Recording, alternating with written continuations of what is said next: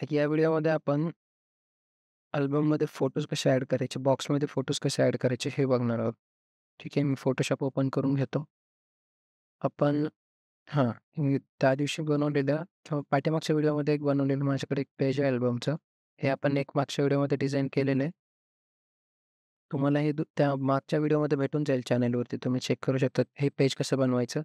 हे एक एकदम साधं सिंपल पेज बनवलेलं आहे. अजून याच्यामध्ये भारी पेज कसे बनवायचे, वेगळे-वेगळे नवीन डिझाइन कसे बनवायचे, ब्रशचे ब्रश टूल कसा यूज करायचा, ते इफेक्ट कसे घ्यायचे ते पण बघणार आहोत आपण दुसऱ्या व्हिडिओमध्ये. सध्या या व्हिडिओमध्ये या बॉक्सेसमध्ये फोटोज कसे ॲड करायचे हे आपण बघणार आहोत. तर मी पहिले एक फोटो घेतोय. चल प बघू शकता तुम्ही. हा फोटो मी इथे एक ड्रॉप केलाय. हा जो फोटो घेतलाय, तर हा फोटो गेलाय याच्या बॅक साइडला. सगळ्यात पहिले तुम्हाला काय करायचंय, हा फोटो घेताना एकतर ऑलरेडी तुम्हाला ज्या बॉक्समध्ये फोटो हा टाकायचा आहे, तो बॉक्स पहिले सिलेक्ट करून घ्या. आता समजा मला या बॉक्समध्ये टाकायचा, हा जो इकडच्या साईडला दिसतोय तुम्हाला सिलेक्ट झालेला. मला जर याच्यामध्ये तो फोटो फिट करायचा आहे, तर मी या बॉक्सला सिलेक्ट करतोय आणि ठीक आहे, या बॉक्सला सिलेक्ट करतोय आणि मग नंतर फोटो ॲड करतोय. एक मी फोटो घेतोय. ठीक आहे. हाच फोटो घेऊया आपण परत. हा मी फोटो घेतलाय. बघू शकता, की हा फोटो तुम्ही त्या बॉक्सच्या वरतून आलेला आहे. म्हणजे आपल्याला बॉक्सच्या वरतून पहिले फोटो घ्यायचा आहे, तर तो त्याच्यामध्ये जाऊन फिट होईल. जर बॅक साइडला घेतला तर फोटो दिसणार नाही आणि तो जरी बॅक साइडला असेल, तर समोरच्या साइडला कसा आणायचा हे पण मी सांगतो तुम्हाला. बट ते घेताना एक पटकन फास्ट प्रोसेस करण्यासाठी तुम्ही नेहमी पहिले बॉक्स सिलेक्ट करा आणि नंतर फोटो घ्या. ठीक आहे. तर फोटो मी घेतलाय. आता फोटो ह्याला ट्रान्सफॉर्मेशन हे ऑन आहे. याच्यावर डबल क्लिक केलं. ठीक आहे. फोटो आता ट्रान्सफॉर्मेशन बंद झालंय. म्हणजे आता फोटोची साईज कमी जास्त करायला फक्त याला ओके करून घेतलंय. मी डन केलं. ठीक आहे. दुसरं काहीच केलं नाही. फोटो घेतलेला आहे फक्त. तर फोटो घेतल्याच्या नंतर इथे लेयर्समध्ये तुम्हाला हा फोटो दिसत असेल. फोटोच्या खाली लगेच आपला हा इक्लिप्स आहे म्हणजे त्याच्या पाठीमागचा तो बॉक्स आहे. जी काही शेप असेल अर्धा गोल आकाराचा, तो लगेच त्याच्या खाली आहे. ठीक आहे. हे कारण दोघं पण सोबतच असले पाहिजेत जास्त करून. कारण सोबत असतील तर तो व्यवस्थित होईल. कधी जर मागे-पुढे असतील, मध्ये दुसरा एखादा बॉक्स असेल, तर ते बरोबर येणार नाही. ठीक आहे. सध्या याच्यासाठी बघून घेऊया आपण, की आता हा फोटो आहे. ह्या लेयरवरती येऊन तुम्ही याला राईट क्लिक करायचं आहे. राईट क्लिक केल्याच्या नंतर तुम्हाला या लिस्टमध्ये क्रिएट क्लिपिंग मास्क हा ऑप्शन भेटेल. बघू शकता तुम्ही इथं निळ्या रंगामध्ये हा जे मी सिलेक्ट केलेला हा क्रिएट क्लिपिंग मास्क. फक्त याच्यावर क्लिक करायचं आहे.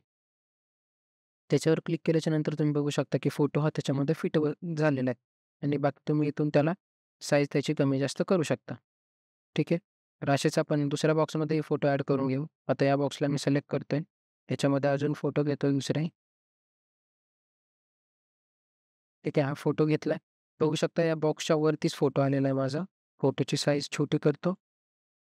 फोटो जसा व्यवस्थित वाटतो तुम्ही तसं त्याची साईज ठेवा आणि मग नंतर त्याच्यामध्ये फिट करा. ठीक आहे. तर त्याला ओके करून फोटो सिलेक्ट केला. हा लेयर आहे. या लेयरला राईट क्लिक केलं आणि क्रिएट क्लिपिंग मास्क या ऑप्शनला क्लिक केलं. तर फोटो त्या बॉक्सच्या मध्ये जाऊन बसलेला आहे. परत एक आपल्याकडे मोठा फॅमिली फोटो आहे. तर एक डिझाइन थोडीशी चेंज करून घेऊया. याला आणि याच्या पाठीमागच्या बॉक्सला सिलेक्ट करतोय मी. कारण फक्त फोटो मोठा केला तर तो फोटो पाठीमागचा बॉक्स तसाच राहील. ठीक आहे. त्याची साईज मोठी करून देतो. हां, हे ओके आहे. ठीक आहे. बघू शकता तुम्ही. आणि इथे आपल्याला एक सिंगल फोटो टाकायचा आहे. त्याला फिरवा. हे जर व्यवस्थित नाही फिरले, तर तुम्ही इथं बघू शकता की हा अँगल आहे.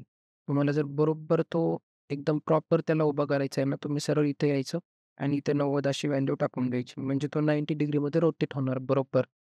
90 टाकलं, तर तो 90 डिग्रीमध्ये झाला. म्हणजे थोडाही तो तुमचा वाकडा वगैरे येणार नाहीये. जर तुम्हाला आडवे असलेला शेपला तुम्हाला जर फिरवायचं तर. याला ओके करून घेतो मी आणि या बॉक्सला इथे फिट करतो.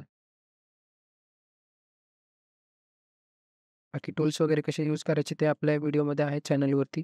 तुम्हाला जर टूल्स हे कसे यूज करायचे, त्याला छोटं-मोठं कसं करायचं हे माहीत नसेल, कोणता टूल सिलेक्ट करायचा हे माहीत असेल, तर तुम्ही व्हिडिओ पाठीमागचे बघून घ्या. ठीक आहे. याच्यामध्ये आता अजून एक फोटो टाकायचा आहे. एक फोटो घेतोय मी कपलचा. सोबतचा फोटो घेऊया. ठीक आहे. हा फोटो घेतलाय मी. ठीक आहे. आता हाच फोटो परत आपण एक फोटो ह्या बॉक्सला सिलेक्ट न करता पाठीमागच्या साईडला घेऊ. ठीक आहे. तर मी बॉक्सला न सिलेक्ट करता याच्या मागच्या बॅकग्राऊंडला हे जे आहे ग्रेडियंट याला सिलेक्ट केलंय आणि मी फोटो घेतोय. फोटो घेतला तुम्ही बघू शकता, की हा फोटो पाठीमागच्या साईडला आहे. मी तुम्हाला म्हणलं होतं, की मागे जरी असेल तरी तो समोर कसा आणायचा मी हे सांगेल. आता तुम्ही सरळ याला इथून असं वर तुम्ही आणू शकता याला.